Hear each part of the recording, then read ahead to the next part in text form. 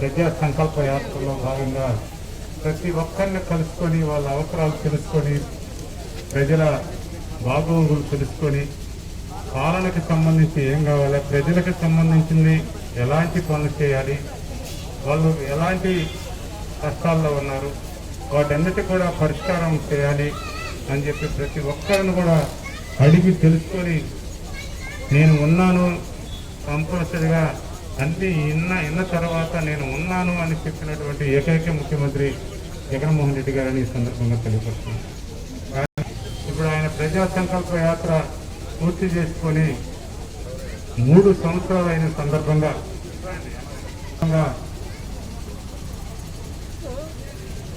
మీరందరూ కూడా మీకు ప్రజలు ఆశీర్వదించారు, ప్రజలు అవకాశం ఇచ్చారు, ప్రజలు మిమ్మల్ని బ్రహ్మాండమైన మెజారిటీతో గెలిపించారు. ఆ ప్రజల సమస్యలు ఏమిటి, ఆ ప్రజల అవసరాలు ఏంటి, ఆ ప్రజలకి మనం ప్రజాప్రతినిధులుగా మీరు ఏం చేయాలి అని తెలుసుకోవాల్సిన అవసరం ఉంది, ప్రజల్లోకి వెళ్లాల్సిన అవసరం ఉందని చెప్పి గౌరవ ముఖ్యమంత్రి గారు మమ్మల్ని 10 రోజులు పాదయాత్ర ద్వారా ప్రతి గ్రామాన్ని సందర్శించి మనం ప్రభుత్వం తరపు నుంచి ఏవైతే సంక్షేమ కార్యక్రమాలు, సంక్షేమ ఫలాలు అందరికి అందుతున్నాయో లేదో చూడాల్సిన బాధ్యత మీకుంది అని చెప్పడం జరిగింది. తద్వారా ఈ ప్రజా సంకల్ప యాత్రలో భాగంగా మరి ఆయన 3 సంవత్సరాలు అయిన సందర్భంగా మేము కూడా 10 రోజులు తిరుగుతున్న కార్యక్రమంలో భాగంగా మన వనికొండ గ్రామం రావడం జరిగింది. మన వనికొండ గ్రామంలో పూర్తి స్థాయిలో రైతులకు సంబంధించినటువంటి రైతు భరోసా కేంద్రం కింద 5,62,250 రూపాయలు ఈ మన గ్రామానికే ఇవ్వడం జరిగింది.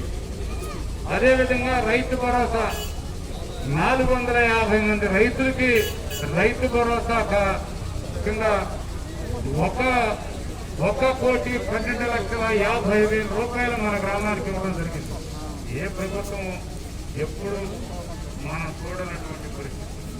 రైతన్నలకి రైతు భరోసా 1,12,00,000 మన గ్రామానికి, వనికొండ గ్రామానికి వచ్చిందంటే గౌరవ ముఖ్యమంత్రి గారికి మనం అందరం కూడా తప్పట్లతో ధన్యవాదాలు తెలియజేస్తాం.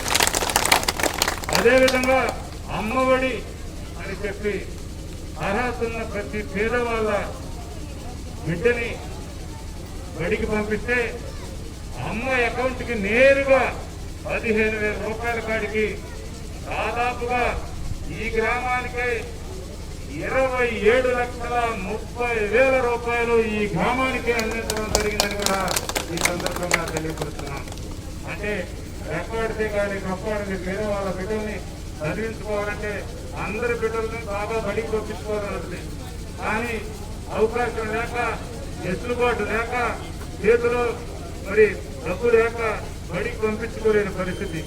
అలాంటి పేదవాళ్ళ బిడ్డని బడికి పంపిస్తే ఆ బిడ్డకి 15,000 రూపాయలు అమ్మాయి అకౌంట్కి ఇవ్వడమే కాకుండా 3 జతలు కాలేజీ యూనిఫామ్స్ ఇచ్చి, స్కూల్ యూనిఫామ్స్ తో పాటు అంటే బూట్లు ఇచ్చి, అదేవిధంగా మధ్యాహ్నం భోజనంతో సహా ఆ బిడ్డకి బుక్స్తో సహా అన్ని ఏర్పాటు చేస్తున్నటువంటి గౌరవ ముఖ్యమంత్రి రెడ్డి గారు ఈ సందర్భంగా 20,43,750 రూపాయలు 109 మంది లబ్ధిదారులకి అవకాశం కల్పించారు జగన్మోహన్ రెడ్డి గారు.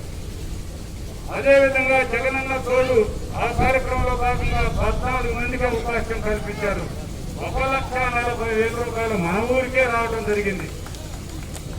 వైఎస్ఆర్ ఆసరా కింద మరి డోక్రా మహిళలకి ఆనాడు గౌరవ ముఖ్యమంత్రి గారు పాదయాత్రలో భాగంగా మీరు పట్టుకున్న దానికి కూడా డబ్బులు పే చేస్తాను అని చెప్పి ఆయన 40 గ్రూపులకు గాను 42 లక్షల రూపాయలు ఈ గ్రామానికి, ఈ గ్రూపులకి అందించడం జరిగిందని ఈ సందర్భంగా తెలియపరుస్తున్నాను. వైఎస్ఆర్ వాహన మిత్ర కింద దాదాపుగా 80,000 రూపాయలు 9 మందికి అవకాశం కల్పించారని కూడా ఈ సందర్భంగా తెలియపరుస్తున్నాను. మొత్తం వివిధ ప్రభుత్వ సంక్షేమ పథకాలు పూర్తి స్థాయిలో ఈ గ్రామానికి, అంటే వనికొండ గ్రామానికి 2,14,21,000 ఒక్క ఈ వెనుకొండ గ్రామానికే గౌరవ ముఖ్యమంత్రి గారు అవకాశం కల్పించాడని ఈ సందర్భంగా తెలియపరుస్తున్నాను. గత ప్రభుత్వాలు 10 సంవత్సరాలు కూడా 10 లక్షల సంక్షేమ కార్యక్రమాలు అందించిన దాఖలాలు లేవు.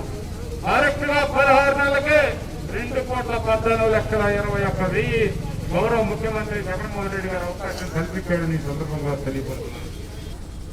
మరి 19 మంది మంజూరు చేసింది. మన ప్రభుత్వం వచ్చినాక 96 కార్డులు కొత్తగా మంజూరు చేయడం జరిగింది. కొత్త రేషన్ కార్డులు. ఇళ్ల స్థలాలు లబ్ధిదారులు 78 మందికి ఇళ్ల స్థలాలు కేటాయించడం జరిగింది. అదేవిధంగా గ్రామ సచివాలయ భవన నిర్మాణానికి 25 లక్షల రూపాయలు మరి శాంక్షన్ చేయడం జరిగింది. రైతు భరోసా కేంద్రం మన వనికొంటకే ఈ రోజే శంకుస్థాపన చేశాం. మరి 21,80,000 రూపాయలు రైతు భరోసా కేంద్రానికి ఇక్కడ శంకుస్థాపన చేయడం జరిగింది మన గ్రామానికి.